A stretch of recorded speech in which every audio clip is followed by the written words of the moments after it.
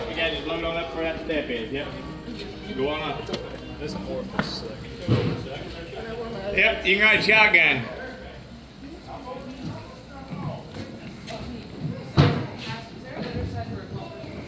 Right side. Yep.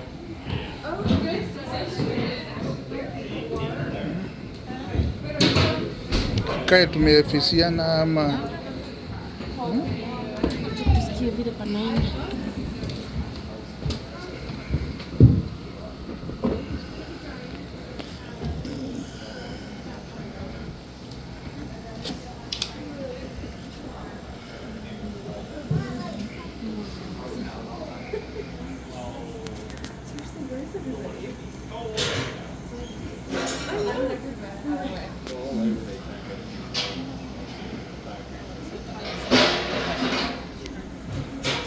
Hey, that way year round, have one major rule, guys, as you know, takes the formations.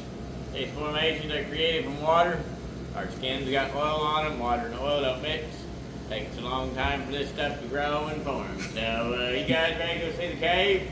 oh All right, let's yeah, roll in. yes Lord.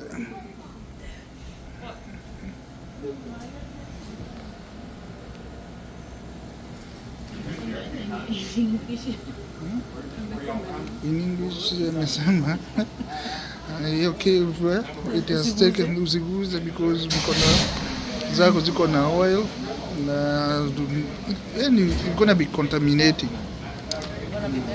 Yeah, and it has taken so many years to form.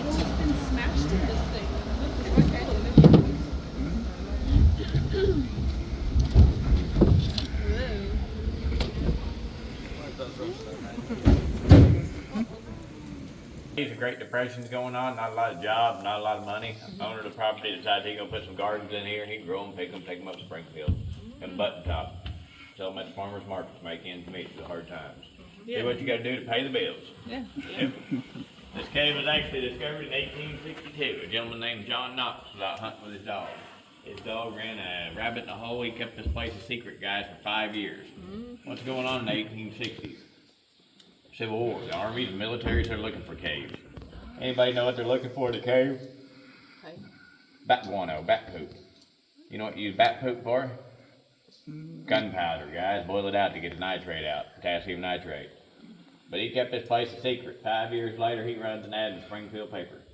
12 young ladies, 12 girls were the first ones to come walking through here. From 1867 till today, we've been given some sort of tour out here.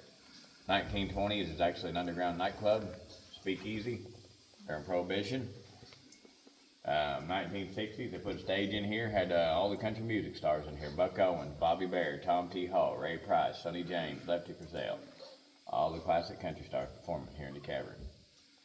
All right, guys, we'll go on in. We'll talk a little bit more about this cave.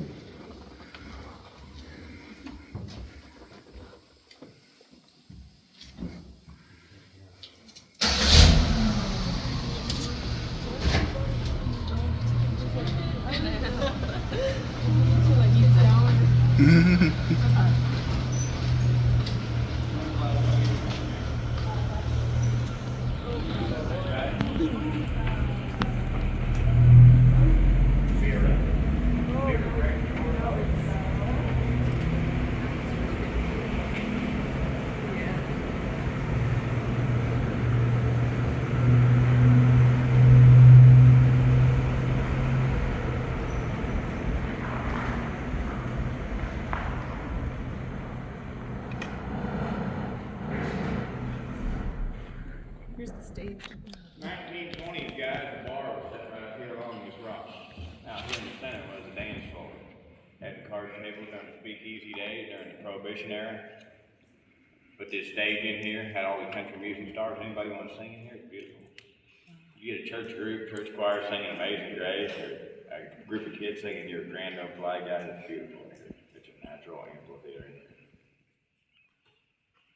Guys, we'll talk to you a little bit about the Civil War days. We had kind of abundant supply of that back in 100 guys, that back news.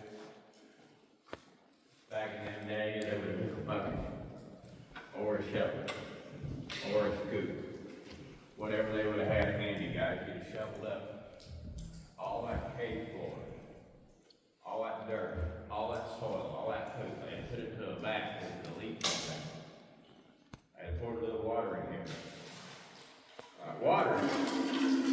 filter that out.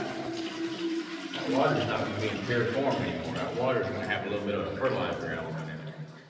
I took that water over, dumped it into a pot, and boiled it out.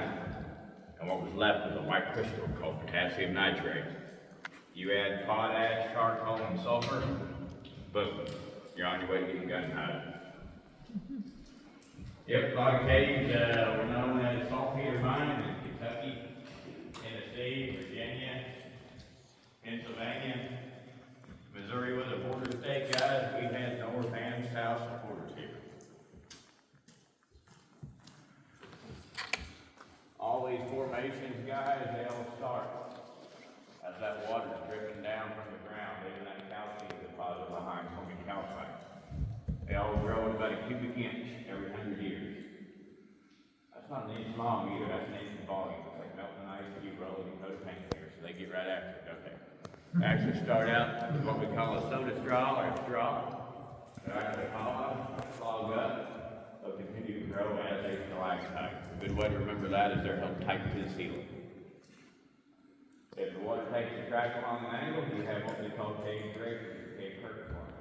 When the water hits the ground, you have stalagmites. When the formations grow together, they become known as a column. We get to see several columns going on through the cave. Over here along the wall, guys, that water's coming in a little differently. It's coming in horizontally. It's dripping down the wall. We call flow down.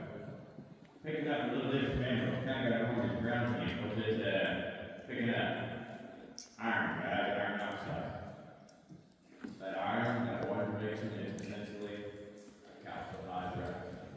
We're going to go on up the road, guys. We'll show you at this next stop exactly how fast this stuff really grows here.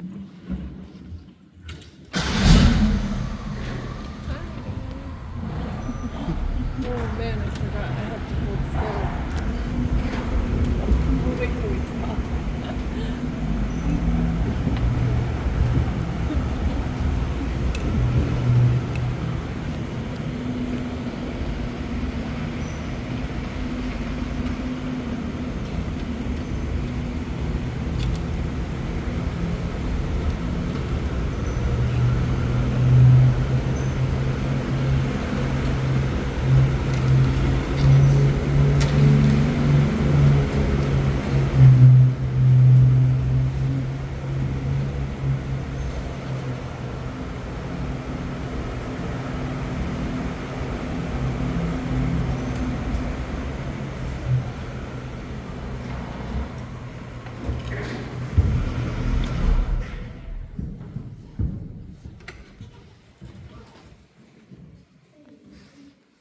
Anybody see anything here that looks like it don't belong besides me?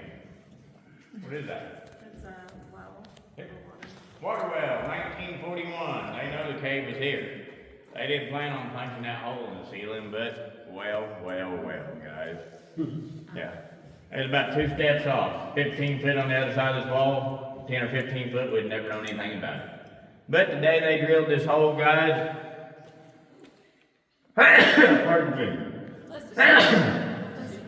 Water started dripping down 90 feet from the surface to the ceiling.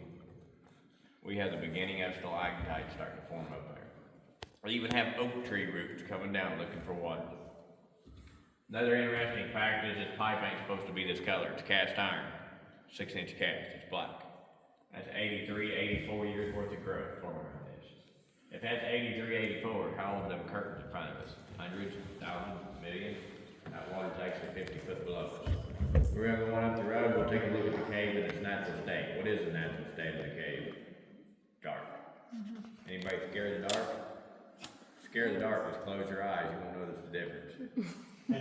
That's how I drive down here. I figure I shut my eyes and don't have to look at it that way. You believe me, don't you? That's scared of the dark.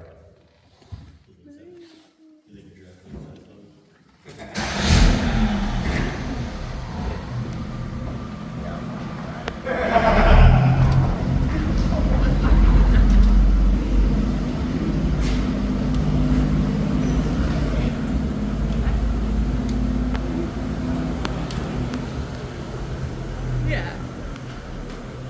Some of it. All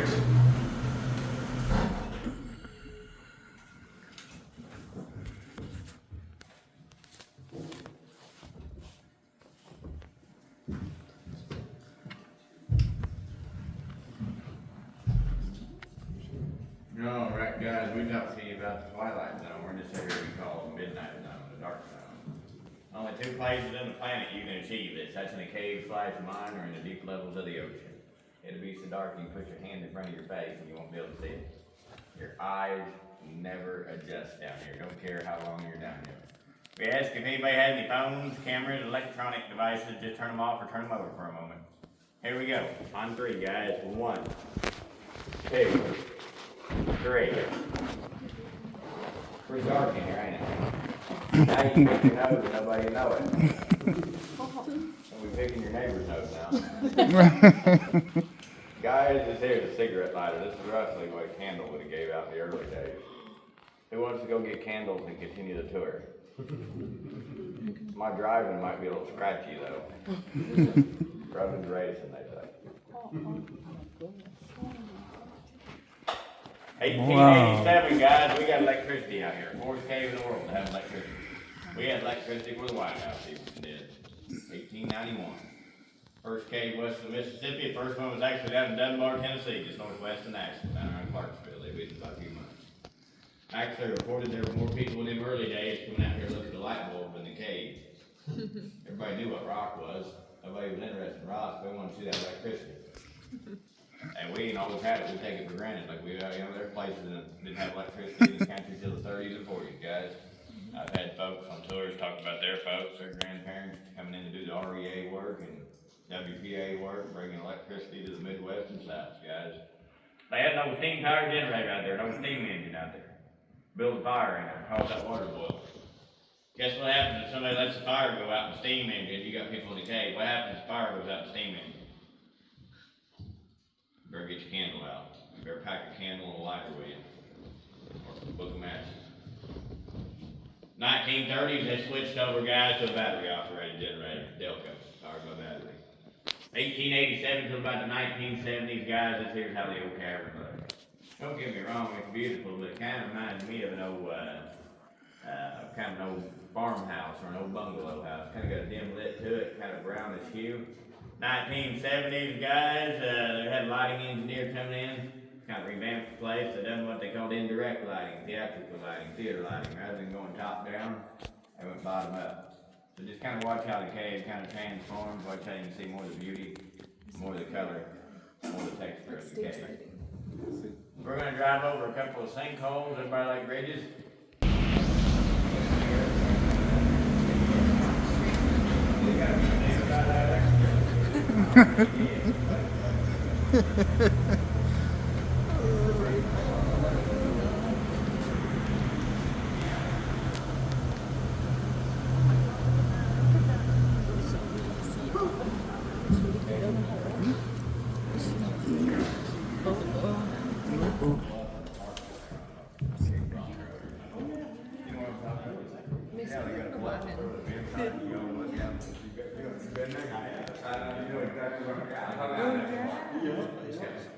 Alright, guys, you look down there, you'll see the hole that goes down to the lower level.